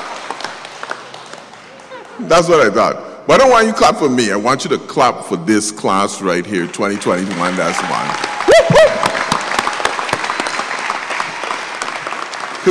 Because this is a celebration, you know, and my mind is always going. It goes like 2,000 miles an hour all the time. And I was sitting there, and the pastor said, he said, you know, every cloud have a silver lining. And I was like, that's true. And then Officer Cologne, you know, she got up and she said, she's so sad to see these students, cadets, go to other agencies. And I thought again, and I said, well, let's put these things together. Well, I started writing the executive order because, you know, now, because of the state of emergency, I could do practically anything. Whereas it's a pandemic, whereas I'm the governor of the Virgin Islands, whereas I can make all of you stay in the VIPD, and whereas Captain Cologne gonna miss you, all of y'all report to work tomorrow to VIPD. How you like that one? Whereas thou would have a heart attack, I wouldn't do that. So coming here today, I want to tell you so much, but I know it's a short time before lunch. But there's some things that I must share with you. You know, I sat there and I thought, like, being a police officer is a lot like being a governor, right? I have a badge, you have a badge, right? Y'all got badges? I actually have a badge that says governor. You get to ride around with a car with sirens. I get to ride around with a car with sirens. You serve a community that supports you, and if you don't support them, then they don't support you. Same thing like me. Next November, if I didn't like what I did, then I'm out. The same thing with our police. I think we've been looking at it this wrong. I talked to one of the best regulators I've ever talked to said to me, he says, my job is not to find people. My job is to keep people safe. And that really is the primary responsibility of your job, to keep Virgin Islanders safe. And the best way to keep them safe is to develop relationships and communicate with them so they want to keep you safe too. For a long time growing up, everybody, you know, when we did something, when I was small, I'm going to call the police for you. I'm going to lock you in the jail. We always saw the police as the people that lock us up, not that protect us. But we pay your salaries as citizens of this community, and we don't want to live in fear of you. The majority of the times you will be doing things that are seeing people in the worst day of their life and helping them. But on the best day of their lives, you should be there to support them too. Say hello, just like a governor every time you pass. Say good morning. Inquire when you see them look lost or sad or lonely. Be that person that you would want them to be in your greatest time of need. You know, I want to share with you a book that I read that has really helped me be governor, and I think it'll help you be commissioner. It's called The 4 Agreements, and the 4 agreements are easy. It says, be impeccable in your word. And that means being true to yourself and true to what you say, speaking positivity every day and always looking for the best. But what you say you're going to do, you do. And you never, ever, ever disparage yourself in any way or anybody else. You think the best, and therefore your word as power will come out as best. The second one is don't take it personal. This is an especially good one for you because people are not going to be reacting to you. They don't know you, Miss Officer Lashivo. They don't. They never met you before. They don't know you, and they're mad. They don't know who your mother is, your brother is. They didn't go to school with you. They don't know anything about you. They're not reacting to you. They're reacting to the uniform, the office that you carry at the time. So when you deal with them and they're reacting the way they are, remember, it's not personal. It's the way that they would react to any other officer. It's not about you. So don't get in your feelings and react personally either. That's one thing you have to make sure that you always do. The third agreement is that you must always do your best. You must always do your best. And your best is everything that you got. Because you are the only one who can determine what that best is. There are people around you that have pushed you to this point to make you be the best. But only you know now what it takes and the gut in you that made you show up every single day for you to get to this point. The last one is don't make assumptions. Don't sit at your desk and think they don't like me or they don't want to give me my equipment. They make up stories about why they're not getting where you need to go. Ask questions. Be open. Talk to people. Communicate. There's so much opportunity in the Virgin Islands Police Department and in law enforcement in the Virgin Islands. Don't convince yourself that there's not. You know, every day I ask myself, and the book is really easy, it's 100 and some pages, you should get in and read it.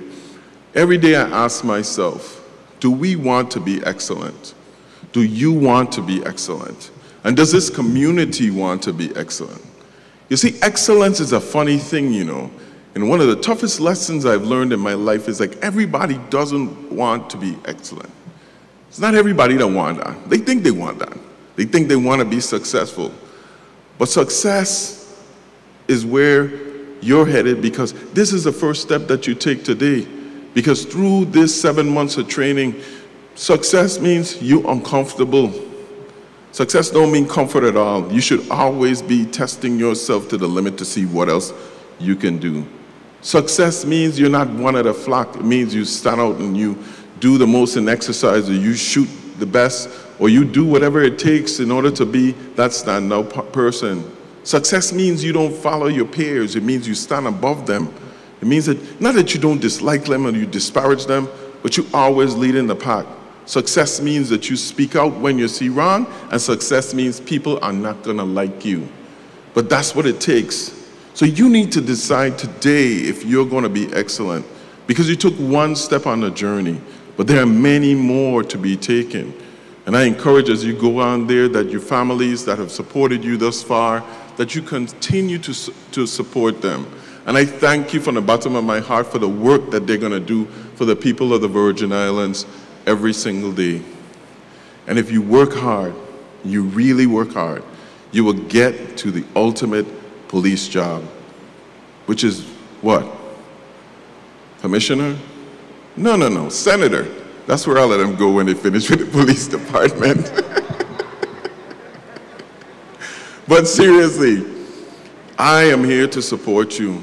The way that I manage is I give people the tools and the necessary things they need to succeed. That's why we're installing the cameras. the license plate readers. That's why we're buying new cars. And that's why we're going to make the salary more than any other agency in the Virgin Islands, right? Yes, sir. That is why. That is why we're going to continue to support you in every single way and give you the tools that they need, because we want you to succeed. And when you do, this entire community wins. Thank you, congratulations, and God bless you.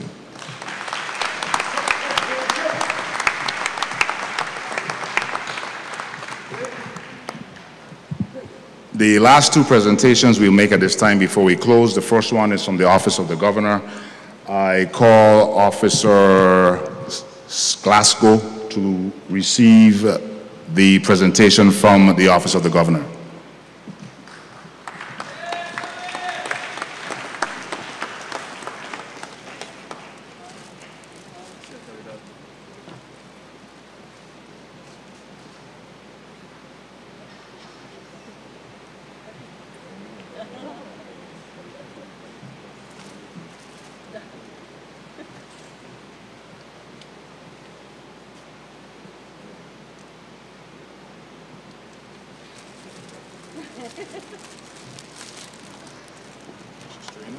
Yeah.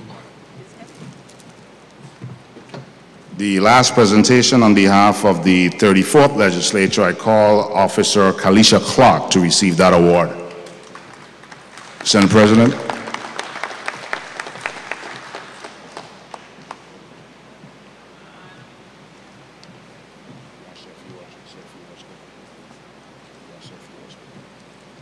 Thank you. I won't be long. Good afternoon to everyone, and I too want to offer my congratulations to the new peace officers of the U.S. Virgin Islands, but particularly congratulations to Kalisha Clark of the United States Virgin Islands Legislature. Don't worry, Kalisha Clark, we're gonna keep you. We got the money. We appropriate, so we're gonna keep you. Thank you again.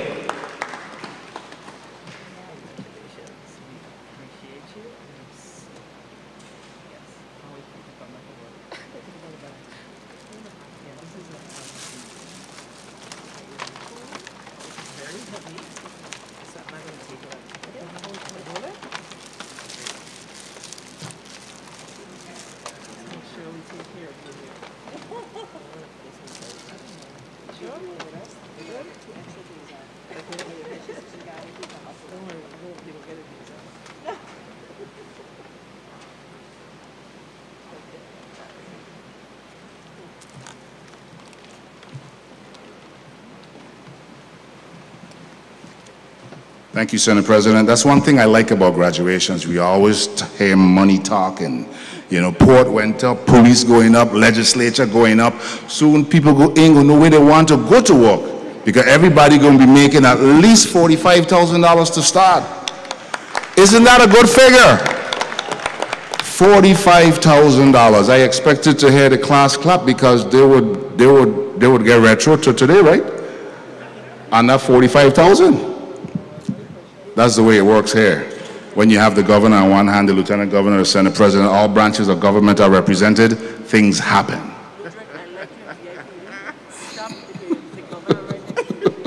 Listen, I spent a week in New York with the governor. I saw a different side of the governor. So, you know, this is a good guy. Very good guy. To deliver the benediction, I call again Reverend Charles L. Brown, Jr. Please stand.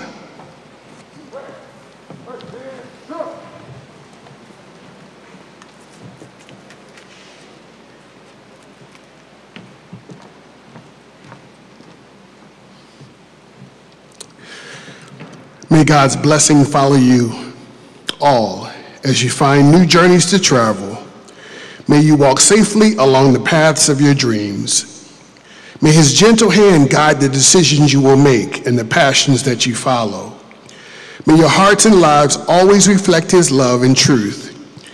And may hope be a light within you that you carry into each new day.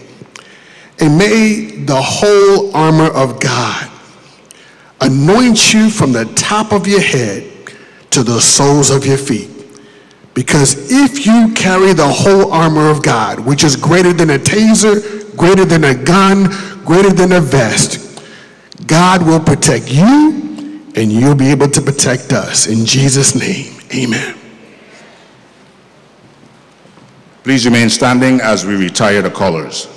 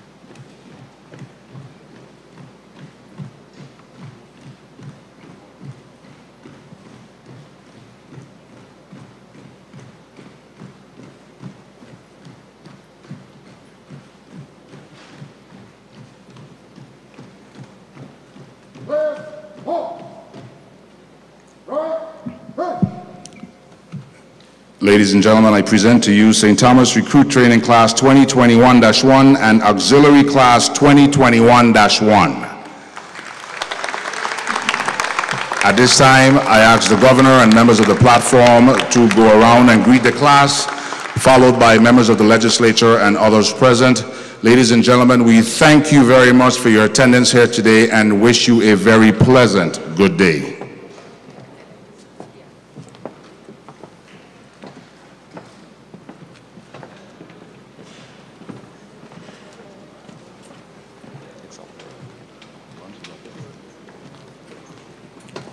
And one last thing, lunch should be served out in the front. It's not buffet, it should be pick up and go. Thank you.